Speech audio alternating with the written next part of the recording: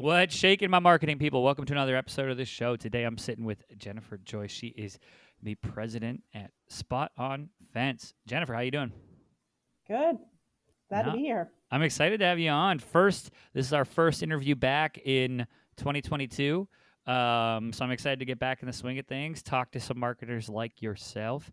I want to hear all about, Spot on Fence, some of the things that you've gone through with identifying your customers, really reimagining the brand almost, and then repositioning and saying, okay, this is who we're talking to, this is what we're about, and the exercise that you went through to do that. But before we hop in, I do want to lay the foundation for the listeners and just hear a little bit about your story.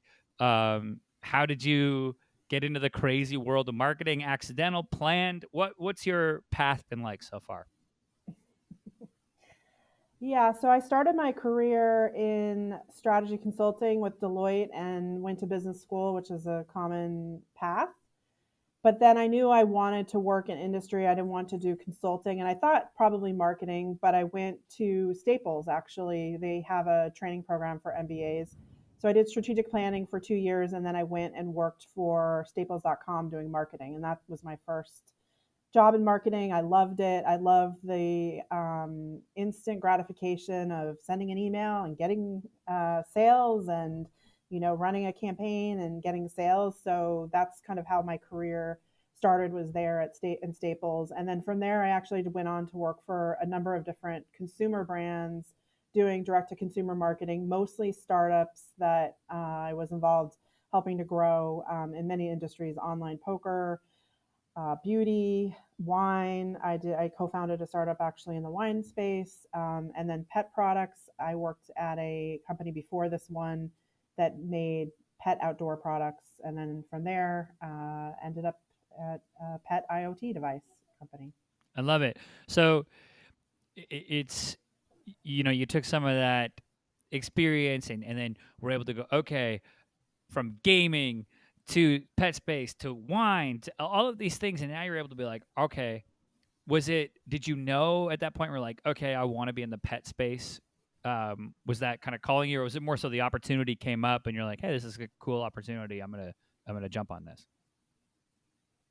Well, I think the common theme is I mean, I definitely am passionate or interested in all the industries that I've worked in, but they're not necessarily, for example, online poker. I'm not necessarily a poker player. I'm not an online poker player. I think what the common theme there is more very interesting target customers, and the businesses at the time I joined them were facing significant challenges. Either they had stagnant growth or they didn't know how to tap into the market. The company that I joined, where I am now, was founded by several engineers from the defense space who thought, "Hey, it'll be easy to launch a consumer product. No problem. We can launch it. We can market it."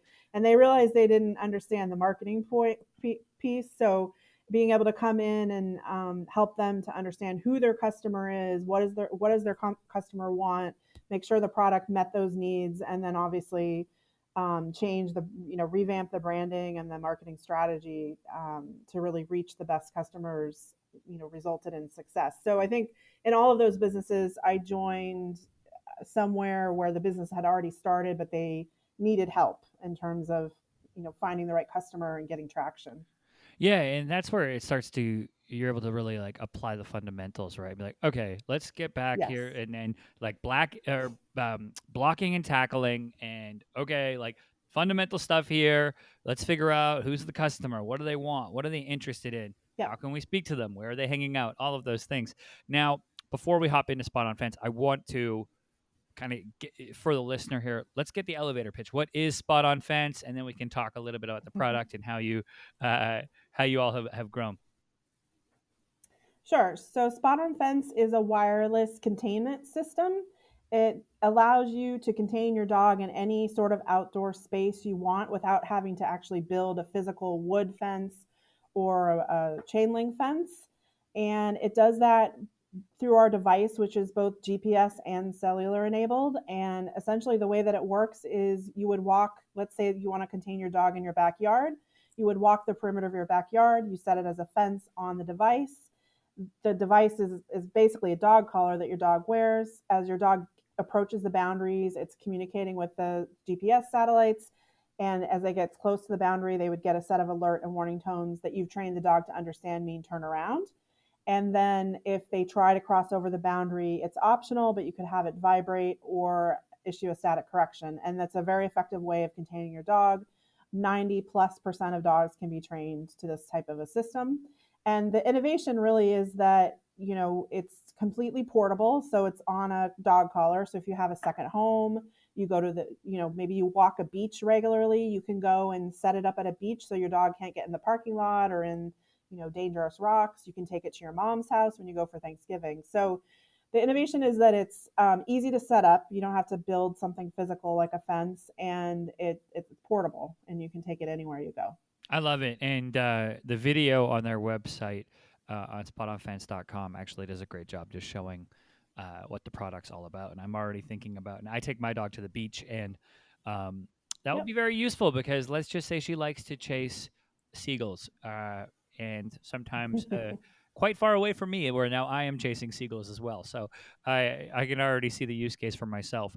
Now, when you started and you came into the project, and we spoke a little bit about this offline, but the the customer was identified as kind of this suburban family, right?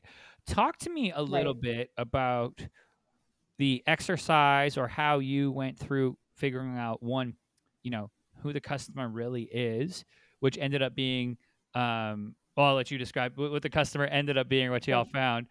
But talk to me through Sure. like getting in. Was there any like aha moments? Was there data points? Was that like, hey, we're not selling at the same velocity we need to be?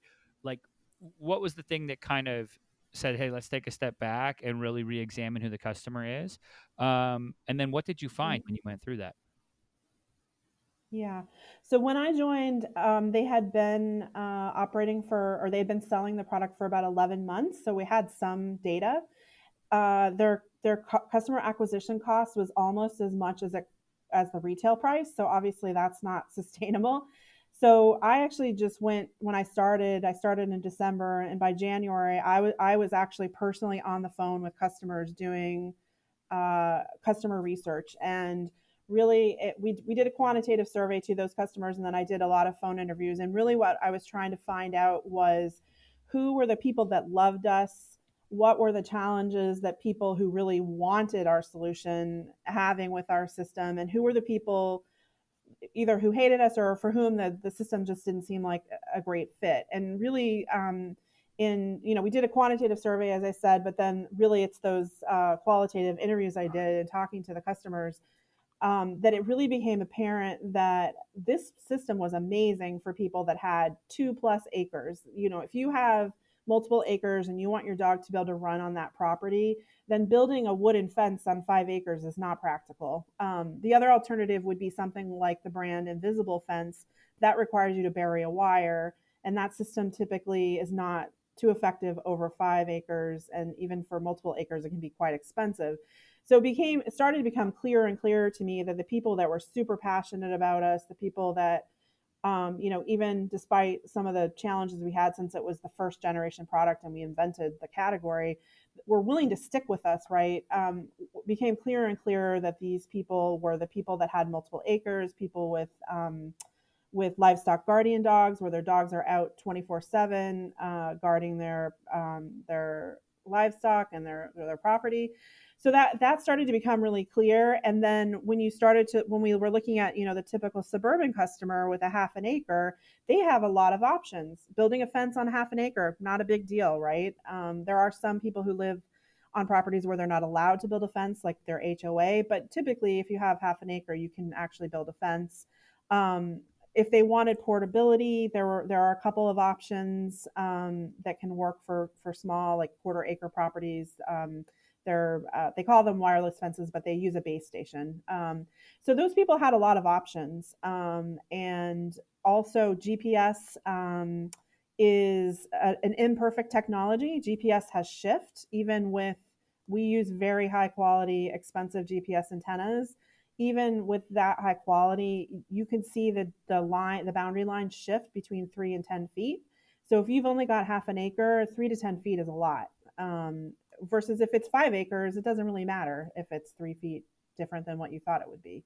So all these kind of things started to come together, and so that initial customer research was foundational for the start of the change. But we did eventually, after that, about 6 months later, work with an agency to do a more in-depth market segmentation survey, so we could kind of see how big these customers who are our targets that are living on rural properties, is there a big enough market there for us, right? And we did find that that's true.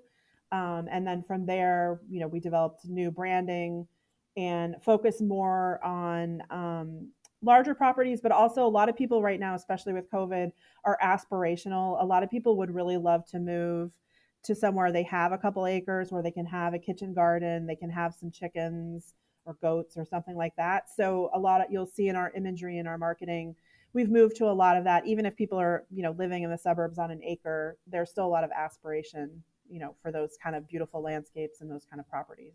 I love it. And one of the things you reminded me of there is there's this book called Small Data. I think I'll put it in the Yep. link in the show notes page, listeners. But I love the idea of small data sometimes about one-on-one conversations. Like, we did a Yep. survey, we sent out a form, but like, no, let's pick up the phone, let's talk to people, let's hear like that firsthand what it really meant, right? And things like, hey, putting a fence around 4 acres is not practical. Or you heard vice versa from people in the suburbs. Like, honestly, like, yeah, we just built a fence. I don't know. Like, and then you start to be able to see it crystallize and you go, oh, okay. And then that's kind of just gives you uh, a little bite, and you're able to go deeper and deeper and see, like you said, figuring out actual segmentation with an agency. Is this valid? Should we go after it? Oh, it is. Now you're able to go through and take those next steps. So I love that.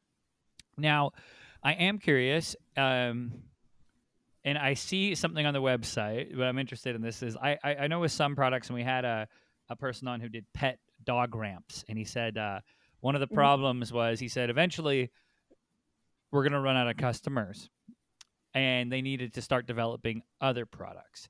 Now, has that come up? And I see one thing here. It looks like a consistent purchase thing. Walk me through. Is this an app, or what's going on?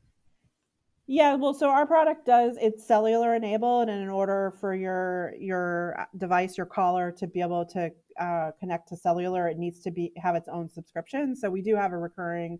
It's a very nominal fee, $7.95 a month to have that connection. But we of course, our engineering team has a product development roadmap, and we're working on other products, both products that we could sell to our existing customers, so things that are complementary to what we're doing right now, as well as trying to develop products that tap into or containment, but tap into different market segments. So potentially for smaller yards, things like that. I love it. I love it. No, it's so cool, and it's so cool to hear these stories, and also see the paths of marketers like yourself, Jennifer. This has been awesome. Now, for anybody who wants to learn more about SpotOn Fence, where should they head? Yeah, they can head to spotonfence.com.